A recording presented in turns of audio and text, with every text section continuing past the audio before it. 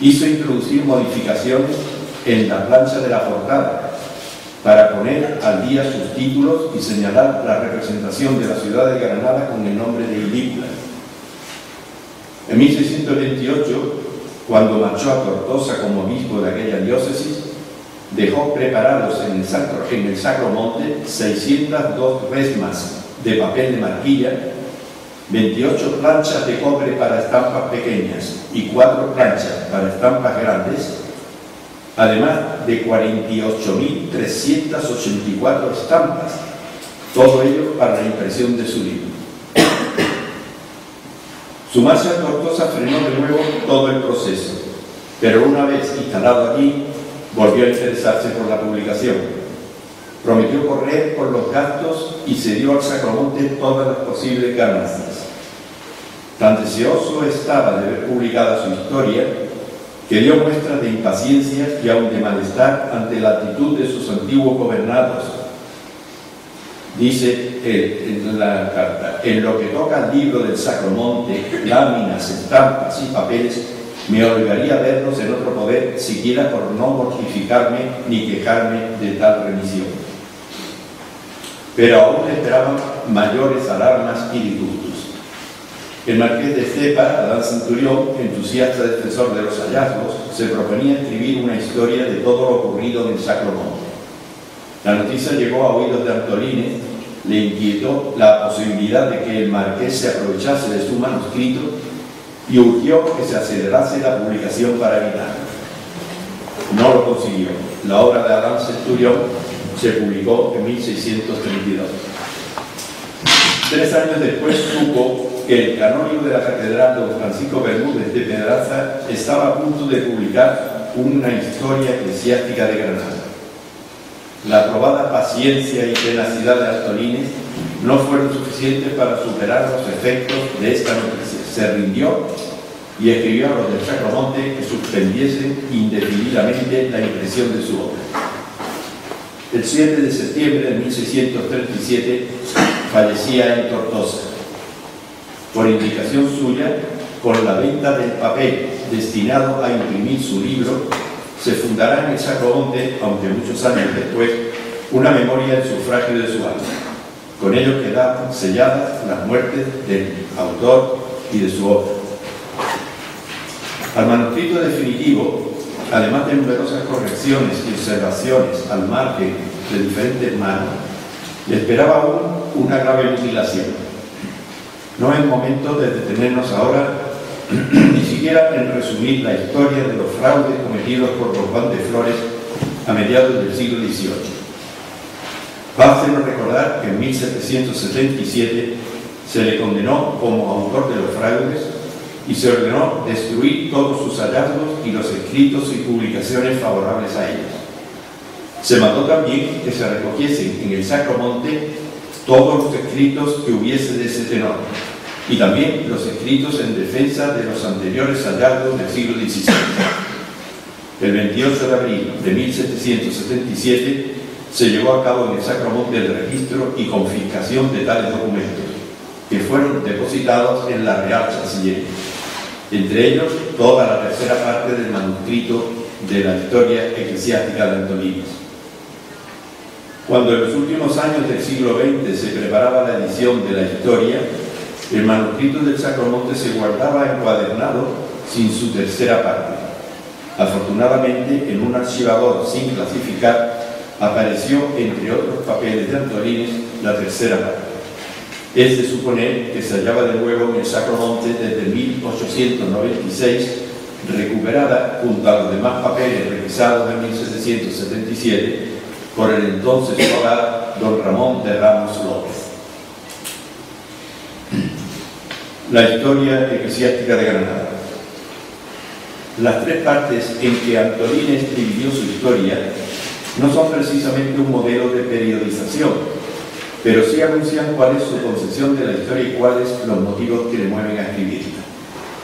La primera parte comprende nada menos que desde los orígenes de Granada hasta la muerte del arzobispo don Juan Méndez Salvatierra, fallecido en 1588. La tamaña tarea le exigen dedicar en el manuscrito 241 folios de los 438 que tiene toda la historia, es decir, más de la mitad de todo el texto. La segunda parte, en cambio, es monográfica y mucho más restringida en su extensión. Está dedicada a don Pedro de Castro, 10º arzobispo de Granada, y ocupa 69 folios. La tercera y última parte tiene este título: La maravillosa invención de las reliquias, libros y láminas que aparecieron en el monte sacro de Valparaíso, cerca de la ciudad de Granada, y son 139 folios. Los hallazgos del Sacromonte acontecieron bajo el pontificado de don Pedro de Castro, y el control y defensa de ellos fue una de sus principales actividades. Por eso segunda y tercera parte, conjuntamente, pertenecen a la misma época y ocupan una extensión de 208 folios cercanos a los de la primera. La primera parte. Antolínez es consciente de que no siempre lo que escribe es estrictamente historia. Lo confiesa él mismo en su larga exposición de la Avenida España de Santiago. Escribe que se siente obligado a aprobarla con razones y fundamentos porque se ha puesto en duda esta verdad. Tiene, por tanto, que, con palabras suyas, exceder los límites de historiador, suspendiendo el hilo de la historia con dificultades, cuestiones y respuestas de argumentos que de ordinario traen consigo poco gusto, y generosamente exhorta al mismo lector a que, si no tiene gusto en leer esos argumentos, que pase al capítulo 7 en que se continúa la historia. Algunas partes, sobre todo, no son propiamente historia porque se basan en los falsos documentos de la Torre Turpiana y del Sacromonte. Antolínez ardía el deseo de dar a conocer lo que consideraba como una auténtica revelación histórica, y fácilmente se olvidó de la prohibición que pesaba sobre él, aunque hay que admitir en su descargo que la consideraba solamente temporal, como medida cautelar hasta que la verdad de todos aquellos maravillosos hallazgos se abriese camino definitivamente. En el primer párrafo de su largo tratado sobre la Avenida de Santiago, España, utiliza sin más los falsos datos. Granada fue la primera ciudad de España que honró con su presencia, enseñó con su doctrina, enriqueció con el tesoro de sus misteriosos libros y eligió, guiado por el Espíritu Santo, para guarda y archivo de ellos, la que confirmó en la fe con la predicación y sangre de sus discípulos Cecilio, Ctesifón, Isio y los discípulos de estos. Lo mismo ocurre cuando escribe sobre la vida y martirio de San Cecilio. Transcribe sin ningún empacho las noticias proporcionadas por los hallazgos de la Torre Turpiana y en el Sacromonte. De nuestro glorioso pontífice y mártir San Cecilio tuviéramos poca noticia, confusa e incierta, si la divina providencia no hubiera descubierto sus reliquias en nuestros tiempos y un pergamino, libros y láminas de plomo en que se conserva su memoria. Fue San Cecilio árabe de nación, hijo de padres nobles y ricos, discípulo del apóstol Santiago, etc. La misma soltura demuestra el tratado de Ctesifonte. Fue San Ctesifón, hijo de padres principales y ricos, hermano de San Cecilio, natural de Arabia. Nació ciego, dióle Jesucristo vista, alumbróle de entendimiento, siguió la verdadera ley. Mudóle el nombre de Abenatar en el de Ctesifón, que significa hombre famoso o poseedor de la luz. En fin, los folios de la primera parte, dedicados a la llegada del cristianismo a Granada, son de escasa utilidad actualmente para el conocimiento de ese capítulo, aunque sí sirvan como indicadores de la mentalidad de Antolínez y de su época. Como divulgación de la historia del cristianismo en Granada, la historia de Antolínez empieza a ser apreciable desde el actual capítulo 9, es decir, desde la restauración católica. Digno de especial consideración es el amplio tratamiento que hace de la persona y la obra del primer arzobispo de Granada, Hernando de Talavera, tema al que dedica 43 folios. El valor de su trabajo crece cuando en sus relatos se acerca a una época cercana a la suya, como es el caso de los capítulos dedicados al octavo arzobispo, don Pedro Guerrero, y a los mártires de la Alpujarra. Los folios de la primera parte, dedicados a la llegada del cristianismo a Granada, son de escasa utilidad actualmente para el conocimiento de ese capítulo, aunque sí sirvan como indicadores de la mentalidad de Antolínez y de su época. Lo escrito por Antolín sobre los numerosos cristianos que murieron en la Alpujarra a manos de los moriscos sublevados, creo que merece ser considerado como un importante documento para la historia de este tremendo episodio. Por supuesto que en un escritor eclesiástico como él, y en una época como la suya, no hay que esperar un enfoque histórico de los acontecimientos sujeto estrictamente a unos criterios de imparcialidad y equilibrio, enfoque que en cierto modo creemos ser propio de nuestra época. Antolínez es un ferviente creyente y, como tantos otros en su época, siente profunda admiración y entusiasmo por los cristianos que fueron asesinados en esa ocasión. No interesan sus adornos retóricos ni sus juicios parciales o simplistas.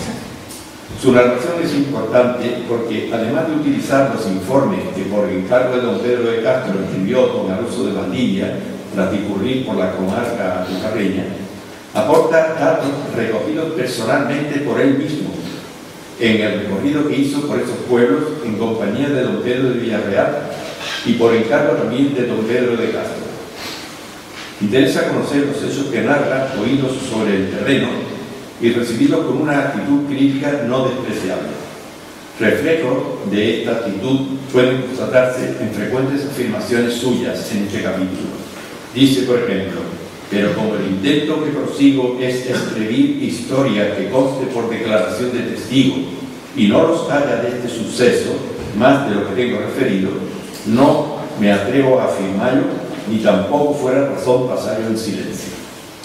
Otro texto, por ejemplo: no poco en el número de los mártires 24 personas cuyas cabezas se hallaron en la iglesia de este lugar, porque no he podido averiguar de quién fuese, dónde murieron, ni la razón de su muerte. O este otro: no dice más un testigo que afirma el hecho, y aunque tengo por cierto que murió mártir, no hay un testigo que lo diga, y así me contento con hacer de él esta memoria. La segunda parte de la historia de Antolínez está dedicada a la vida y obra de su arzobispo de Granada y tiene especial valor porque en ella escribe como testigo directo y en muchos casos protagonista de los hechos que narra. Tiene también interés porque el biografiado de don Pedro de Castro y Quiñones, personaje ilustre, inquieto y belicoso, que ofrece materia suficiente para una entretenida narración. Nada más empezar la historia de su pontificado, comienza la exposición de sus numerosos conflictos. El primero es contra la representación de comedias. Acudió repetidas veces a Felipe II y consiguió su prohibición. Antolínez reproduce los documentos del rey y los informes de los especialistas consultados sobre el tema. Don Pedro se enfrenta al corregidor y regimiento de la ciudad. El problema surgió en 1591, cuando Felipe II solicitó un socorro de 8 millones. Los regidores de Granada, para responder a la demanda, impusieron unos tributos a los que habían de contribuir tanto seglares como eclesiásticos. Antolínez transcribe numerosas cartas y documentos cruzados entre el arzobispo, el cabildo seglar, el consejo real y el mismo rey. Los 24 jurados quedaron excomunicados por actuar contra la libertad y privilegios del Estado eclesiástico y al final tuvieron que ceder. En 1600 el conflicto fue directamente con el rey. Felipe II mandó inventariar toda la plata labrada del reino y la de las iglesias para remediar algunos inconvenientes que se seguían de la mucha plata labrada que había en España y se sacaba fuera de ella. Don Pedro escribió al rey por 2 veces mostrándole su disconformidad y Felipe II terminó también cediendo. Sirvió